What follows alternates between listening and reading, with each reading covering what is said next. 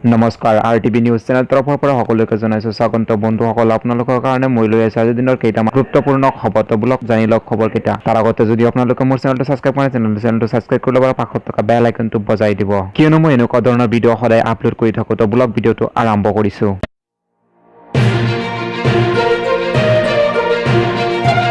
চৰকাৰে জনাইছে যে বেচৰকাৰী ৰেল পৰিচালক ইচ্ছা অনুসৰি নিৰ্ধাৰণ কৰিব পাৰিব ভাড়া অৰ্থাৎ চৰকাৰে নিৰ্ধাৰণ কৰি দিয়া ভাড়া এতিয়া প্ৰযোজ্য নহ'ব ৰেলৱে বোৰ্ডৰ চেয়াৰমেন বিকে যাদৱে জনাইছে যে নিজৰ মতে ভাড়া নিৰ্ধাৰণ কৰিব পাৰিব বেচৰকাৰী সংস্থাই স্বাধীনতা দিছে ভাৰতীয় ৰেলে কিন্তু সেই একেটা ৰুটতে যদি বাছ আৰু বিমান চলে তেন্তে ভাড়া ঠিক কৰাৰ সময়তে বিষয়টো নিৰ্দিষ্ট ৰখা হ'ব ভাৰতীয় ৰেলৰ আধুনিকৰণ আৰু উন্নতিৰ স্বাৰ্থত মোদী চৰকাৰে দীৰ্ঘ সময়ৰ বাবে ৰেল সংস্থাৰ আংশিকভাৱে বেচৰকাৰী সংস্থাৰ হাতত গোটোৱাৰ সিদ্ধান্ত গ্ৰহণ কৰিছে কিন্তু এটা কথা ঠিক যে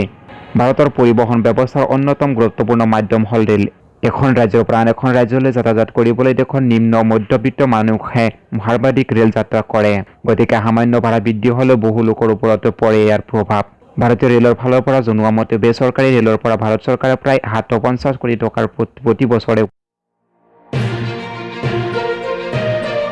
ডক্টৰ হিমন্ত বিশ্ব শৰ্মা ফেচবুকত হত্যাৰ ভাবুকি দিয়া দুই যুৱক হাজোৰ আৰক্ষীৰ জালত আক্তাৰ আলী আৰু ৰমজান আলীক গ্ৰেপ্তাৰ কৰিছে হাজো আৰক্ষীয়ে হাজোৰ তপাবলীত আত্মগোপন কৰি থকা অৱস্থাতে গ্ৰেপ্তাৰ কৰে দুয়ো যুৱকক উল্লেখ্য যে হত্যাৰ ভাবুকিৰ পিছত উত্তৰ হাজো আৰু হাজো মণ্ডলৰ বিজেপিয়ে হাজো থানাতে ঘটনা সন্দৰ্ভত দাখিল কৰিছিল এজাহাৰ